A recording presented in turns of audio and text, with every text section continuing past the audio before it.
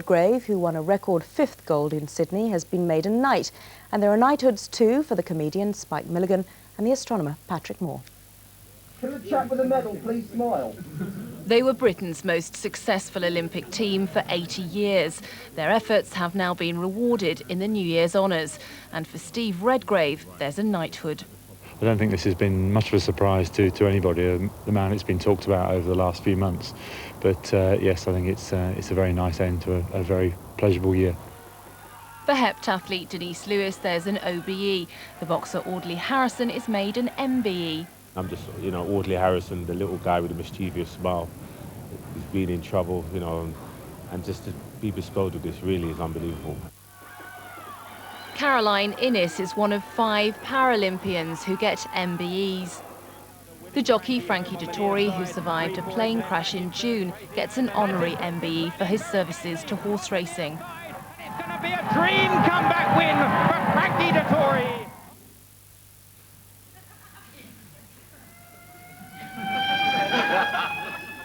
A lifetime of clowning around has earned Spike Milligan an honorary knighthood.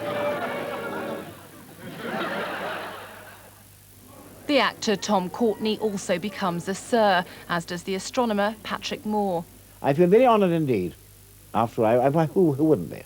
So if your country gives you an honour, well, you feel really chuffed about it. The government's trying to make other parts of the UK equally attractive, but it's only housed a fraction of the 60,000 it initially pledged to place outside the southeast. Refugee workers say many of those who left have drifted back after facing racial abuses. Of course, they suffer all of those problems in London as well. But the difference is in London, people have their communities and their friends and their families they can turn to for support. The Home Office admits its redispersal programme has failed to meet targets, and it claims the scheme's deterring potential asylum seekers from coming to the UK. Andrew Webb, Newsroom South East, Shepherd's Bush. Railtrack says it's on course to complete its biggest single signalling job in just 10 days. 130 signals dating back to the 60s are being replaced along a 10-mile stretch between Queen's Park and Hatch End in northwest London. The £55 million project began on December the 23rd. The signals will be controlled from a new 24-hour centre at Wembley, monitoring trains on the West Coast Main Line between Euston and Birmingham. Detectives hunting the killer of 10-year-old Damilola Taylor have been touring the area where he died with an advertising van appealing for information. It is the first time police have used such tactics in a murder inquiry. Police hope the advertising van will take the murder appeal to parts of the community they haven't been able to reach. They're anxious to hear from young people who may have missed some of the coverage of the killing. But detectives deny it shows they're under pressure to solve the case. There's no elements of desperation. This is another avenue where we are seeking for people who may have that little piece of the jigsaw that will complete exactly what we need. The van is touring the area near where Damilola was killed until tomorrow. It's hoped it'll be seen by a large number of people at a busy time of year. Police say the interest in Damilola's death remains high in the local community. They denied that the advertising campaign is a desperate measure. Officers say they're confident whoever killed Damilola will soon be brought to justice. Chris Dearden, Newsroom South East, Peckham. It is looking like harsh weather tonight, and with no organised New Year events in central London, police are appealing to everyone to celebrate close to home. 17 London boroughs are hosting events, including Greenwich on the last day of the Dome and a fireworks display in Tower Hamlets. But it is likely to be wet and very windy with some sleet or snow, a low of 2 degrees. Tomorrow still breezy but brighter, top temperature 10 degrees. So it's good night for the last time in 2000. From all of us here, a very happy New Year. We're back at 10 to 1 tomorrow afternoon.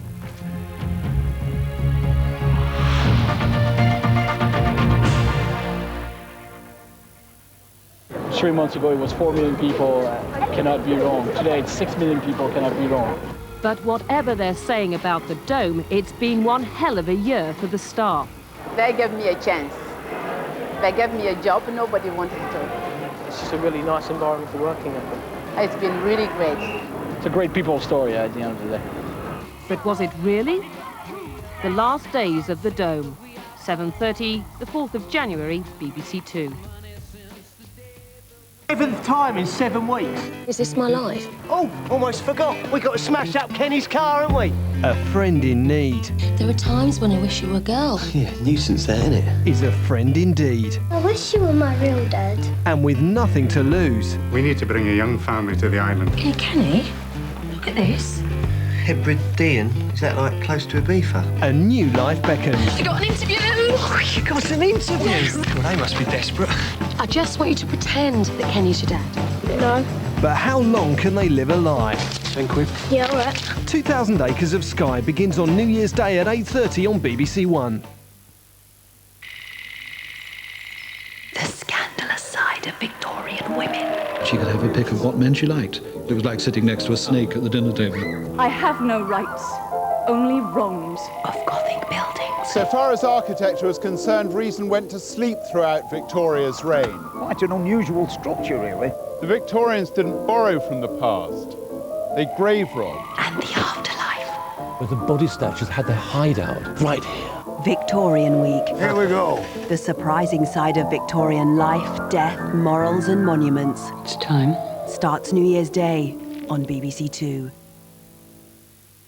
Light up your New Year's Eve with BBC1. I have a surprise for you. With David Copperfield at 6:45. You care to join me? The BBC's star-studded two-part production, followed by EastEnders at 8. This is your night. David Copperfield concludes at 8:30.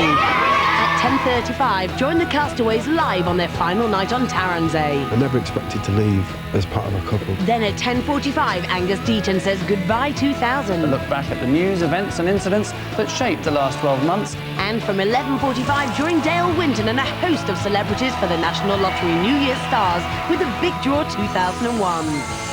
Kickstart the new year with BBC1.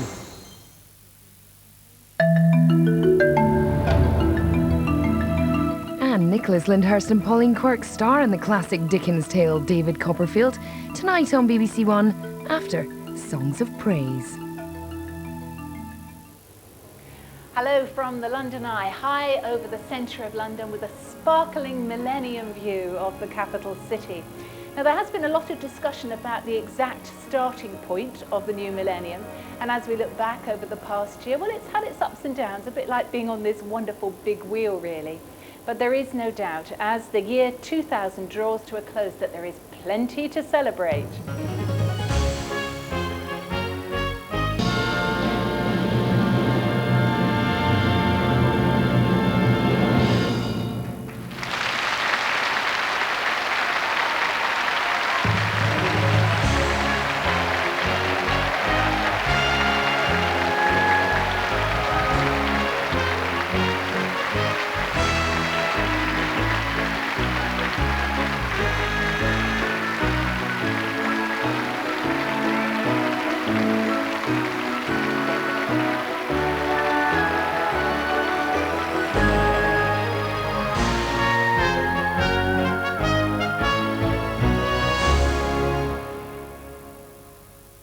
Canon Roger Royal presents a selection of hymns chosen by listeners tonight from 8:30 on 88 to 91 FM BBC Radio 2. A journey of passion. I've never been to Belfast.